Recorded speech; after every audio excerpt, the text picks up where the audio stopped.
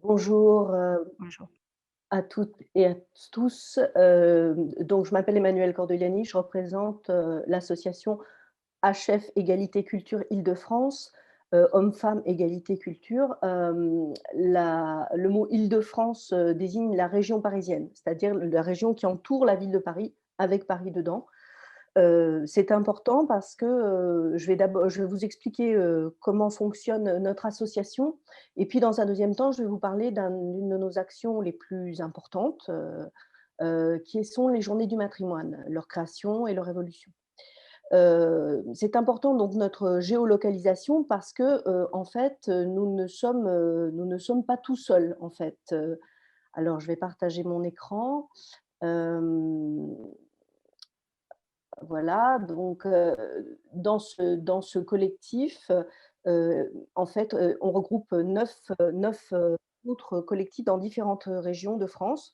En tout, nous avons plus de 1 000 adhérents, et adhérentes, et donc là, vous allez pouvoir voir, bon, alors vous allez pouvoir voir si je me débrouille un peu mieux avec ma présentation. Heu, Vous allez pouvoir voir notamment, voilà, nos logos et puis un de nos slogans, très important dans le cadre des Journées du matrimoine qui est: «On n'est pas que des muses». Donc, le HF, la fédération HF dont nous faisons partie a pour objet le repérage des inégalités entre les hommes et les femmes dans les milieux de l'art et de la culture, la mobilisation contre les discriminations observées et l'évolution vers la parité. Donc l'association contribue à la fois à l'orientation des politiques publiques, il y a une action de lobbying, il y a aussi une action, de comptage, de comptabilité où dès le début d'HF, donc notre collectif Île-de-France a été créé en 2009, on a tout de suite lancé une grande comptabilité. En tout cas, on lui a permis de continuer. Où sont les femmes dans la culture? Avec des partenaires, institutionnels ou, artistiques. Hem, bon, compter les femmes dans la culture en France, c'est extrêmement démoralisant. Vous savez, les Français, les Françaises, nous avons une haute idée de la culture dans notre pays et une haute idée de notre tolérance, et nous avons beaucoup de hautes idées. Mais une fois qu'on regarde les chiffres, ça calme tout le monde tout de suite. Les chiffres, il faut le savoir, en dépit de notre travail dans bien des domaines, restent mauvais. Par exemple, on est à 1 de composition échouée. Donc, il n'y a pas de quoi se glorifier dans la chair, comme on dit. Néanmoins, à côté de ces opérations de comptabilité qui évidemment vont enrichir notre lobbying, nous donner des outils très concrets pour communiquer, pour faire des campagnes, on s'est lancé dans un autre travail qui est beaucoup plus réjouissant, qui est le travail sur le matrimoine. Donc,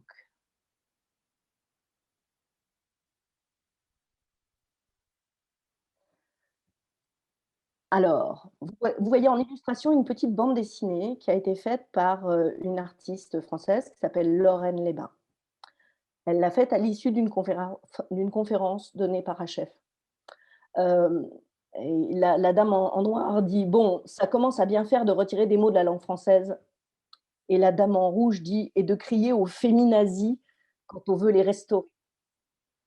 Parce qu'une grande différence avec nos amis anglais, par exemple, c'est qu'en France, n'utilise pas le mot héritage, on utilise le mot patrimoine. Mais il se trouve que ce mot, heu, devrait cohabiter avec un autre mot qui est le mot matrimoine, qui a chez nous, en France, une signification différente de celui qu'il a en Italie, par exemple. Et pour définir le matrimoine, je préfère faire les choses bien et citer Aurore Evin, qui est directrice de la compagnie La Subversive, c'est une metteuse en scène et une autrice. Elle a écrit une tribune avec le collectif HF en 2017, et je donnerai toutes ces références à la fin de ma présentation. Aurore nous dit: «Christine de Pisan, écrivaine et autrice au XVe siècle, alors que la polémique sur la place des femmes dans la société faisait rage au XVe siècle, se fit la défenseuse du matrimoine. À l'époque, lorsqu'un couple se mariait, les conjoints déclaraient leur patrimoine, transmis par le père, et leur matrimoine, transmis par la mère. Aujourd'hui, il nous reste les prestigieuses Journées européennes du patrimoine et les agences matrimoniales. À cette étape de notre histoire, le terme matrimoine a donc le mérite de pointer ce que signifie dans les faits ce patrimoine faussement neutre et véritablement exclusif, à savoir la mise en valeur de biens culturels essentiellement transmis par les hommes. Nous construisons notre mémoire culturelle sur un socle de biens artistiques majoritairement masculins.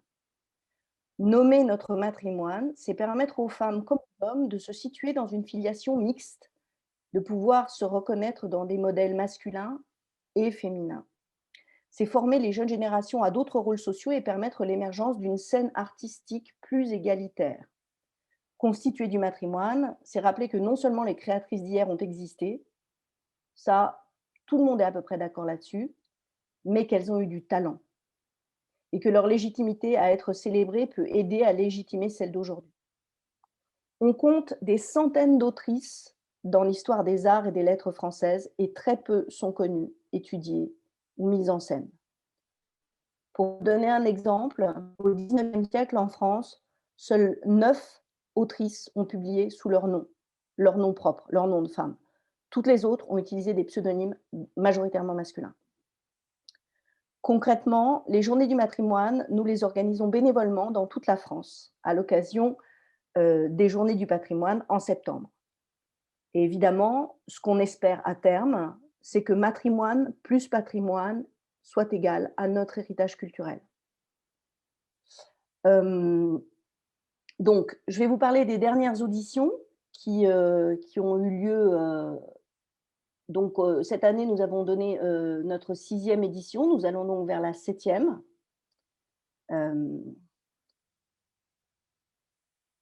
Voilà. Alors, on a à nouveau une petite bande dessinée de notre amie Lorraine, personnage en noir, avec les cheveux longs, dit et c'est bien triste d'ailleurs, mais ces fameux métiers de la culture, censés créer un recul critique auprès des publics, sont criblés d'inégalités. On a beau dire que ça avance, que le hashtag #MeToo et les réseaux sociaux libèrent la parole des femmes, les statistiques montrent que peu de choses changent derrière. Et c'est ce contre quoi lutte activement le mouvement HF pour l'égalité des hommes et des femmes dans les arts et la culture. Voilà. Alors, vous avez une image de nos toutes premières journées du matrimoine. Enfin, à l'époque, d'ailleurs, on n'avait pas utilisé une femme artiste en affiche, mais on avait déjà ce slogan: «On n'est pas que des muses». Et sur la deuxième, vous voyez notre figure de proue qui est la cinéaste Alice Guy. Alors l'histoire d'Alice Guy, c'est une histoire étonnante puisque Alice Guy, c'est une réalisatrice française qui a fait une énorme carrière aux États-Unis et qui a complètement disparu de la circulation. Et ce sont vraiment les Journées du matrimoine et le travail de l'association du prix Alice Guy qui ont permis de la faire ressurgir récemment. Au point qu'un film lui a été consacré. Donc là, vous voyez l'évolution des affiches et vous voyez qu'on choisit évidemment des artistes dans des domaines très différents pour être les figures de proue. Édith Girard est une architecte. Elle était décédée depuis très peu de temps quand elle est devenue notre figure de proue du matrimoine. Si j'ai le temps, j'expliquerai pourquoi toutes nos figures de proue du matrimoine sont décédées. C'est aussi une spécificité française. Vous pouvez voir les affiches des autres collectifs. Vous voyez aussi qu'on a des identités visuelles assez différentes. HF Normandie, par exemple, ils sont beaucoup plus glamour que HF Île-de-France dans leur représentation des femmes. Mais nous essayons de nous acheminer pour l'année prochaine vers une identité graphique collective, en fait. De mutualiser une identité graphique sans perdre pour autant nos spécificités régionales, ce que je pense vous pouvez très bien entendre, vous toutes et vous tous qui m'écoutez. Donc la question du matrimoine stricto sensu, voilà, ça avait donné lieu à ce visuel-là qui est assez ancienne puisqu'on a fait un site de matrimoine sur lequel vous pouvez vous connecter, qui n'est pas bilingue et j'en suis vraiment pour l'instant désolée, et où, effectivement on s'est mis à rassembler du matériel concernant les femmes artistes du passé et essayer de les mettre en valeur, de les faire connaître, notamment pour les faire apparaître à l'occasion du choix de noms de rues ou de lieux, puisque là encore, en France, je ne sais pas comment ça se passe dans vos pays, mais on n'est pas vraiment à la pointe de la parité dans le nom des espaces urbains et les conséquences que ça peut avoir.